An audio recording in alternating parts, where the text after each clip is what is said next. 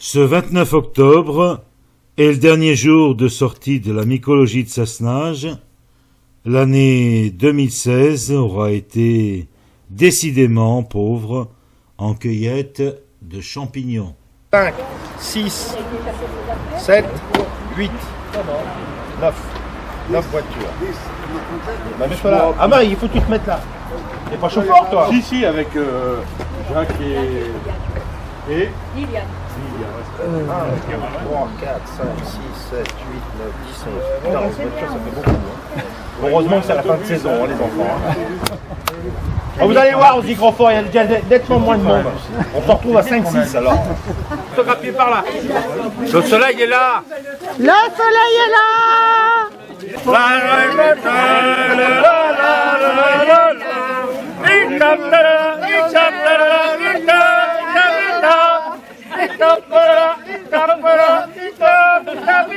la truite vagabond, vagabond, la la la la la. La truite, vagabond. Anniversaire, joyeux anniversaire, Jean-Marc. Joyeux anniversaire. Exceptionnellement, pour cette sortie, nous fêtons les anniversaires de Michel Barrionuevo, de Michel Guerre et bien sûr de notre président Jean-Marc Buquet. Donc, je vous remercie d'être tous présents, ainsi que le bureau qui ici fait son effort au maximum pour accompagner nos adhérents. La suite aussi fait que, manque de cèpe, nous avons peut-être pas de champignons, mais nous avons la convivialité. C'est ce qui est important. Et aussi, il y a une grande absente aujourd'hui, c'est mon épouse, bien entendu. Babette vous embrasse tous, puisqu'elle est quand même avec moi la fondatrice de la Société mycologique, qui fait ses 10 ans. Et nous sommes fiers, bien entendu, Babette et moi, voilà, de pouvoir continuer. Bon, c'est sûr que nous sommes, bien entendu, un petit peu victimes de notre succès, puisque vous êtes si nombreux et qu'effectivement, vous avez remarqué que pour stationner 10 voitures, il faut trouver le parking. Surtout quand c'est 11. Surtout quand c'est 11. Alors, moi, personnellement, eh bien, je suis content que ça se finisse avec le soleil, bien entendu, puisque je l'avais commandé, vous l'avez remarqué. Alors le soleil est arrivé, j'ai commandé les cèpes, mais alors eux, ils ne sont pas arrivés du tout.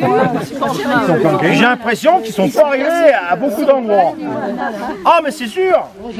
Quand je vois Babette qui regarde l'ordinateur et qui me dit « Regarde-moi ces cèpes », ouais mais ça vient du Midi de Pyrénées, ça vient pas de chez nous. Dans le Midi de la France, on a été faire un tour, nous, vers la Corrèze et puis aussi hein? T'appelles ça le midi, toi?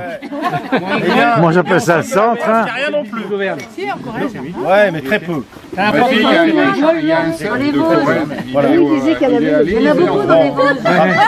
Ce qu'il faut savoir avant tout, c'est que ce qu'il faut savoir avant tout, s'il vous plaît, soyez sages les enfants, s'il vous plaît, ce qu'il faut savoir avant tout, c'est qu'il faut d'abord prendre la société mycologique comme une science exacte. Quand vous vous occupez de champignons, que vous vous intéressez aux champignons, écoutez quand même les anciens, les déterminateurs. La mycologie, c'est pas de la plaisanterie. On est là pour se détendre, on n'est pas là pour passer un moment à l'hôpital parce qu'on a choisi les mauvais champignons. Donc d'abord apprendre les mortels, après les toxiques et après le culinaire. Bon, après, nous avons peut-être aussi quelques adhérents comme Alexandro qui s'intéresse à tous les champignons. À ce moment-là, Alexandro peut vous le dire ici présent. Non, il mange pas tout, non. Il s'intéresse à tout, il étudie tout. Il fait même des stages à Grenoble pour être un peu plus performant pour la détermination. Et c'est vrai que ça fait plaisir. Cette année, Alexandro est devenu déterminateur chez nous à la Société mycologique de Sassenage. Alors le problème, oh mauvais élève, le problème, c'est qu'il faut savoir, c'est que les champignons, ça vient, ça passe et ça revient. Et là, c'est pas venu du tout. Donc c'est comme ça, l'année prochaine, que voulez-vous faire? Alors pour l'instant, écoutez, on va aller boire un coup. Il y a quelques bouteilles et puis un bon gâteau. J'espère qu'il y a... Ça doit faire des pintos, ça. Merci, voilà. merci. Bon, bah alors on va ouvrir. C'est la part. C'est la part du Portugal. La part du. Oh, ça sent le bouquin là. Oh, que c'est gentil. Allez, bah écoutez, ça c'est bien. Ça c'est bien parce que j'en recherchais un depuis longtemps. Ouais. Voilà. Alors c'est le carnet des cueilleurs des champignons. La prochaine fois que je viendrai pour la première sortie des hygrophores, je vous amènerai. Et sur ce cahier, il y a les jours qu'on les ramasse. Il y a aussi la cueillette, le jour de la cueillette, le jour de la cueillette aussi. Avec les espèces, le lieu de la récolte, les températures, la lune, le poids. Non, mais c'est toi qui inscris ce que tu fais. Et ça, je le fais déjà depuis l'an 2000. Et figurez-vous que c'est très intéressant parce que ça nous fait une différence entre chaque saison. Mais ce qu'il faut comprendre, c'est que la saison joue avec quoi? Avec trois choses majeures pour les champignons, c'est-à-dire la saison, car quelques champignons ne poussent pas dans d'autres saisons, telles que les morilles par exemple. Les morilles ne poussent toujours qu'au printemps, car il attend un bourgeonnement de certains arbres, noisetiers, frênes, arfretiers, et certains autres poussent qu'à l'automne. Donc il faut savoir que déjà ça c'est le premier critère. Le deuxième critère c'est l'humidité, et aussi le soleil. Et la lune. La lune peut jouer un peu, mais on va dire que la lune va accélérer ou pas. Mais s'il y a la lune et qu'il n'y a pas d'humidité, ça ne marchera pas. S'il y a la lune, s'il n'y a pas de soleil, ça ne marchera pas non plus. Avant tout, c'est le soleil, l'humidité et après la lune. La lune accélère. Car la lune, il faut savoir que quand elle se rapproche de la Terre, et qu'elle s'éloigne après, elle fait ce qu'on appelle une attraction terrestre. Comme les marées. Donc automatiquement, plus la lune est forte, plus on a des chances effectivement d'avoir des champignons. Mais s'il n'y a pas l'humidité, s'il n'y a pas le soleil, la lune ne sert à rien. Il faut savoir, c'est comme les légumes. Vous allez voir un paysan va vous dire « Oh, ben, de toute façon, moi je ne vais pas planter avant la lune, c'est ça. » Mais il a raison. Parce que de toute façon, il y a des légumes qu'il faut penser en pleine lune, en première lune ou en dernière lune. C'est comme la coupe de bois. C'est comme la coupe de bois. Voilà. Donc, prenons leçon sur nos anciens et disons que nous, cette année, nous n'avons pas eu de pluie. Car le mois de septembre a été complètement sec. Et ça ne s'est pas produit qu'uniquement chez nous, au centre de la France et même dans la Gironde. Il y a eu beaucoup d'eau qui ont été éparpillées au moment où il fallait au mois de septembre dans les Pyrénées. C'est dans les Pyrénées qu'il a eu lieu la poussée. C'est pas grave, l'année prochaine, ils n'auront pas d'eau et nous, on en aura. Bon, allez, c'est parti. Allez, c'était... J'avais fait part de mon intention d'organiser une sortie un peu conviviale. Le bureau est d'accord. Le bureau a donné son aval. Et l'Assemblée Générale aussi. L'Assemblée Générale aussi. Donc c'est avec plaisir que dans le cadre de l'association, j'organiserai cette sortie avec... marché de Noël. Oui. La date avec vous tous et avec les membres du bureau. Le 11, c'est le 11 décembre. Voilà. un dimanche. Donc 9h Carrefour Market, 11 décembre, pour un marché de Noël à Lixan dans la Drôme, à quelques kilomètres de Romans, ça touche pratiquement Romans. Donc ça serait la matinée avec pour le repas de midi, libre choix aux participants, soit son casse-croûte, soit le restaurant, je pense en téléphonant pour voir s'il faut réserver, puisqu'il y a un restaurant sur place, ou soit une petite Collation. sandwicherie Allez, c'est... sur le marché de Noël, montagne autour de Cré s'il fait beau. Et l'après-midi, je pense vers les 14h, un départ pour le village de Ourche, qui se situe à une petite dizaine de kilomètres plus loin. Donc village de Ourche, où il y a une crèche faite par des bénévoles dans l'ancienne école communale. Non, une crèche avec des santons, provençaux. Et dans l'église du village de Ourches, il y a une petite exposition de plusieurs crèches du monde. Et ça, c'est à côté, l'un de l'autre. Et il y a des serres à visiter aussi. Juste des serres botaniques avec des variétés de plantes un peu inédites. Voilà. Et dès qu'il arrive 2h du matin, c'est à quelle heure? Et donc ça se fait facilement dans la journée.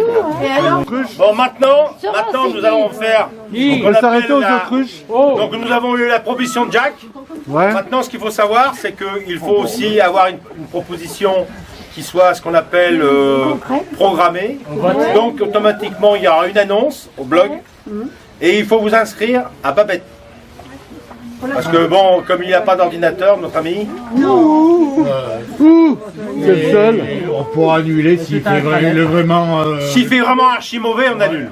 Voilà. C'est mauvais. Voilà. Mais c'est une proposition que Jacques nous a fait, donc on essaye de la faire cette année. 3 mètres de neige, c'est en annule. Voilà. Alors si vous êtes intéressé, vous téléphonez à Babette pour savoir combien on est. Bon, c'est pas que le nom nous intéresse vraiment pour savoir où on en est. C'est pour savoir combien de voitures on va être. Aujourd'hui, nous sommes nombreux, c'est normal, c'est la fin de la saison, c'est le moment de convivialité. Mais moi, je vous ai réunis encore une fois là tout de suite, c'est pas pour ça. C'est qu'il faut savoir que cette année, on a respecté pour la première fois la sécurité obligatoire en vis-à-vis des chasseurs. Donc l'année prochaine, si vous venez, c'est pas la peine de mettre les gilets au départ. Il n'y a pas de chasse de mars jusqu'à septembre. Il y a des chasses privées qui arrivent de mois de juin. Et ce sont des chasses vraiment privées. C'est vraiment très local. Moi, personnellement, je sais où sont les chasses privées. Par contre, l'année prochaine, à partir du mois de septembre, n'oubliez pas, à partir du 1er septembre, ayez toujours les gilets jaunes ou oranges. La Société mycologique a offert un t-shirt à tous ceux qui étaient à la réunion pour leur dire qu'ils étaient vraiment conscients que la réunion générale est importante, donc nous l'avons offert gratuitement. Les gens qui ont fait aussi des correspondances pour faire des pouvoirs, eux aussi ont des t-shirts gratuits. Tous les autres qui veulent un t-shirt qui n'en ont pas, ça sera 5 € comme la Société mycologique de Grenoble. Ça a été voté par le bureau, c'est comme ça que ça va se passer. Donc n'ayez crainte, si vous savez, comme c'est vachement important d'avoir un gilet jaune ou orange, quand on voit le très peu d'accidents, mais graves, qui arrivent à Rhône-Alpes, sachez que nous sommes là pour passer une bonne journée et non pas ramener quelqu'un qui est en 1000 morceaux. On n'est pas là pour ça. La deuxième chose, c'est que cette année, nous avons des nouveaux. On fait action. Mais il faut savoir que nouveau, la première chose qu'on apprend, c'est les toxiques, les dangereux et les mortels. Apparemment, nous avons fait un cours à la première sortie de la saison 2016-2017 qui a intéressé tout le monde. D'ailleurs, Georges a été un des premiers témoins puisque c'est lui qui a lancé avec plaisir la détermination. Troisièmement, nous avons cette année la chance d'avoir un deuxième déterminateur qui a été élu par le bureau. Viens voir avec moi. Donc, Alexandro ici présent est une force tranquille. C'est vrai qu'il est timide, mais vous inquiétez pas, sur les champignons, il n'est pas timide du tout. Et en plus, avec mes conseils, je l'avais envoyé à Grenoble. Et depuis quelques temps, figurez-vous qu'il devient une notoriété à Grenoble. J'en ai eu la satisfaction. J'ai été surpris qu'on me dise, écoute, ton Alexandro, il est bien. De Grenoble, ça fait plaisir. Donc voilà, Alexandro, c'est bien. La troisième chose que je voulais vous dire, c'est qu'il faut respecter... Chut, s'il vous plaît. La troisième chose qu'il faut respecter, vous l'avez remarqué aujourd'hui, mais moi j'ai remarqué aussi avec mes yeux, il y avait des voitures avec 2 personnes. Oh, 2 personnes. Le covoiturage est essentiel. C'est sûr que moi, c'est difficile de mettre 10 voitures dans un endroit. Là aujourd'hui on a un grand parking, tout va bien. Mais le jour où on va dans un endroit où il y a beaucoup de champignons et que ça nous intéresse d'aller ramasser le cep et qu'il n'y a que la voiture de 5 places et qu'on se trouve avec 7 voitures, c'est emmerdant pour moi. Donc sachez que au point de vue emplacement, essayez de faire du covoiturage sérieux. Aujourd'hui, j'ai rien dit parce que c'était la dernière sortie, mais j'ai quand même compté, il y a 3 voitures avec 2 personnes. Ça va pas. C'est Michel ça. Non, c'est pas Michel, c'est simplement que il faut éviter deux personnes par voiture. Essayez de vous regrouper. D'abord, c'est bon pour la nature, et deuxièmement, c'est bon pour mon organisation. Et le quatrièmement, c'est simple. Je vous souhaite une bonne fin de saison. On va avoir la journée donc convivialité pour décembre avec le 3 je crois. Qui sera la soirée on va dire conviviale avec le pot de fin d'année qu'on fait chaque année. Et cette année c'est avec les lunettes fantaisie. Chaque année, nous proposons un thème. Cette année, c'est les lunettes fantaisie. L'année dernière, c'était chic et choc. L'année d'avant, c'était cravate. Et l'année d'avant, qui c'est qui se souvient? Chapi chapeau. Chaque année, on change. Après, nous aurons le concours de belote. Alors, le concours de belote, essayez d'être présent au maximum. Si vous pouvez jouer aux cartes, jouez aux cartes. Si vous pouvez nous en donner un coup de main pour vendre des gâteaux, venez vendre des gâteaux. Si vous pouvez nous donner un coup de main pour la table de marque avec Michel, car Michel est très prenant, mais le problème c'est que tout seul il ne peut pas y arriver. Il faut au moins celui qui encaisse, celui qui prend les inscriptions et tout. C'est du boulot. Non, mais un concours comme le nôtre, il commence à être connu. Et c'est un concours qui, sur Rhône-Alpes, commence à prendre de l'ampleur. Nous, on veut bien faire le concours de belote, mais il faut qu'il y ait des adhérents qui s'impliquent.